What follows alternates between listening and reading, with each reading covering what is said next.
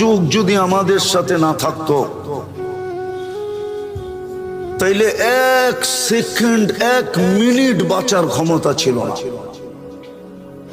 আপনি আপনাকে বিবেকটা দিয়ে একবার চিন্তা করেন যে আমি আল্লাহ ডেলি ভোগ করি কতটুকু, এই পানিটার দাম কতটুকু, কত দাম এটা? 1 লিটার 40 টাকা না 30 টাকা। যদি পানির দামে অক্সিজেন কিনতে হতো তাহলে ডেলি 16,500 টাকা অক্সিজেনের বিল দিতে হতো। শুধু যদি পার লিটার 30 টাকা কিনতে হতো, ডেলি আমরা 550 লিটার অক্সিজেন নেই। বিশ্বাস না হলে এখন নেটে সার্চ দেন আর WHO কে জিজ্ঞেস করেন যে পার হেড আমরা ডেলি অক্সিজেন কতটুকু নেই 24 ঘন্টায়। WHO আমার কথাই বলবে 550 লিটার। 1 লিটার 30 টাকা, 550 কে 30 দিয়ে গুণ দেন, দেখেন 16,500 টাকা পার ডে বিল হবে। রহমতের ছোঁয়া না লাগলে আপনাকে বিনা পয়সায় দিতেছে তো দিতেছে কি কইরা? মাসে তো 4,95,000 টাকা বিল হতো পানির দামে কিনলে। পানির দামে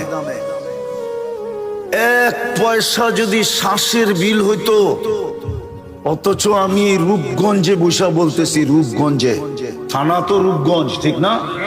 হ্যাঁ, বাংলাদেশের প্রথম সারির শিল্পপতি যমুনার মালিক আমাদেরকে শিখায়া গেছেন করোনা লগ্নে 2020-এ স্বাভাবিক শ্বাসের দাম কত, স্বাভাবিক শ্বাস নেওয়ার দাম কত শিখায়া গেছিলেন।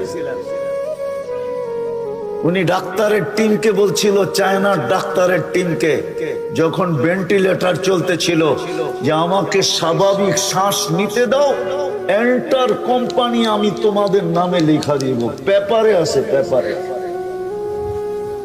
ওনারা জানে পেপারে আসছে। পার শ্বাসে যদি 1 পয়সা বিল নিতেন তাহলে পার ডে 1600 টাকা বিল দিতে হতো। আমরা 1,60,000 বার শ্বাস নেই, ছাড়ি আর নেই 1,60,000 বার। 1 পয়সা 1,60,000 পয়সায় 1600 টাকা হয়, মাসে 48,000 টাকা বিল দিতে হতো। রহমতের ছোঁয়া যদি না লাগতো, রহমত যদি আমার সাথে সংযুক্ত আমাদের সাথে না হইতো, তাহলে কোনদিন আল্লাহ আমাদেরকে শ্বাস নিতে নিতেন না। 24 ঘন্টা না ফরমানি,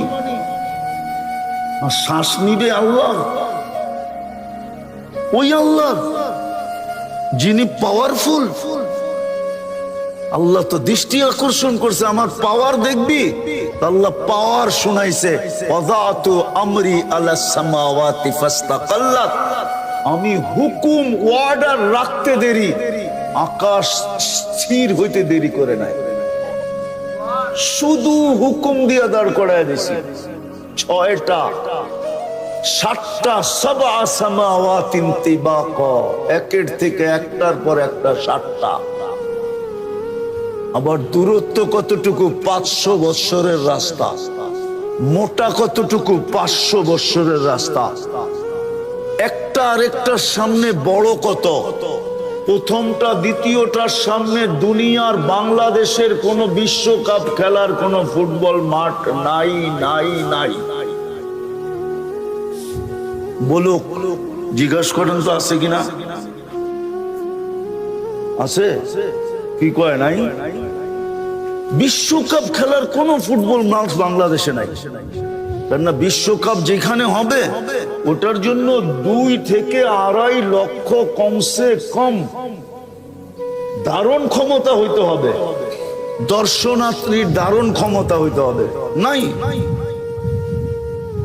দুনিয়ার সবচেয়ে বড় মাঠের মধ্যখানে ফুটবলটা রাখলে মাঠের তুলনায় ফুটবলটা যেরকম ছোট, প্রথম আকাশটা দ্বিতীয়টার সামনে এরকম ছোট। দ্বিতীয়টা তৃতীয়র সামনে, তৃতীয়টা চতুর্থের সামনে, চতুর্থটা পঞ্চমের সামনে, পঞ্চমটা ষষ্ঠের সামনে, ষষ্ঠটা সপ্তমের সামনে। চলেন আপনাদের একটু সাত আকাশের উপরে ঘুরায় নিয়ে আসি। ফাওকা সাবঈ সামাওয়াতিন বাহার, সাত আকাশের উপরে সমুদ্র প্রবাহমান। উমুকুহু কামা বাইনাস সামাই ওয়াল আরদ, আকাশ জমিনের দূরত্ব যতটুকু এতটুকু হলো সমুদ্রের গভীরতা। ফিহি সামানিয়াতু আওয়াল, এর ভিতরে 8 ফেরেশতা দাঁড়ানো। মা ওয়াসালা মা উল বাহরি ইলা রুকবাতিহিন্না, হাঁটু পর্যন্ত সমুদ্রের পানি আসে নাই। দুইজনের দূরত্ব হলো 50 আলফা সানা, 50,000 বৎসরের রাস্তা। এক এক কান্দা হইল মিন শাহমাতি উদুনিহি ইলা আতিকিহি সাবু মিয়াতি আম, এক এক কান্দা হইল 700 বৎসরের রাস্তা। আলা আনাকিহিম আরশুর রহমান, এদের কাঁধে আল্লাহর আরশ। আর কোরআন বলে ওয়াকানা আরশুহু আলাল মা, আল্লাহর আরশ পানির উপরে। শুধু হুকুম দিয়ে দাঁড় করায় দিছে। উনি হলেন আল্লাহ, শুধু আকাশ না। বাকি হাদিস লম্বা, ওয়াদাতু আলাল আরদি ফাস্তাকাররাত, আল্লাহ বলে জমিনের উপরে হুকুম রাখতে দেরি, পানির উপরে বাসমান হইতে দেরি হয় নাই। আমাদের নিচে পানি আর পানি, পাইপ গাললে পানি উঠে কোত্থেকে? পানি না হলে পানির উপরে বিছায়া রাখছেন। এটা উপরের লেয়ারটা পানির উপরে বিছানো, যেটার উপরে আমাদের বসবাস। হুকুম দিয়ে বসায় রাখছেন পানির উপরে। এরকম লম্বা হাদিস যার এতটুকু পাওয়ার, আপনি সারাদিন নাফরমানি করবেন আর সারাদিন শ্বাস নিবেন, এটা পসিবল হয়তো হয় কি করে? শুধু রহমতের ছোঁয়ার কারণে। কি রহমতের? ওলামা আমার সাথে একমত হবে, রহমান আর দুনিয়া, আল্লাহ দুনিয়ায় সবার জন্য দয়ালু, রহমতের ছোঁয়া লাগায় রাখছেন। এই জন্য 24 ঘন্টা অক্সিজেন ব্যবহার করি, 1 পয়সা বিল নেন না। 24 ঘন্টা শ্বাস নেই, 1 পয়সা বিল নেন না। 24 ঘন্টা সেবা দিতেছেন, 1 পয়সা বিল নেন না। আমি শরীরটাকে খুলতে পারি আর মিলায়া দিতে পারি বর্তমান প্রযুক্তির সাথে। যে বিল দিয়ে এটা চালাইতে হইলে, প্রযুক্তি দিয়ে চালাইতে হইলে আমি মিলাইতে পারবো। ডেলি 1 কোটি টাকা আপনাকে ব্যয় করতে হইতো, যদিও সবচেয়ে কম দাম ধরি। কসম খোদা, মিলায় দেওয়া যাবে।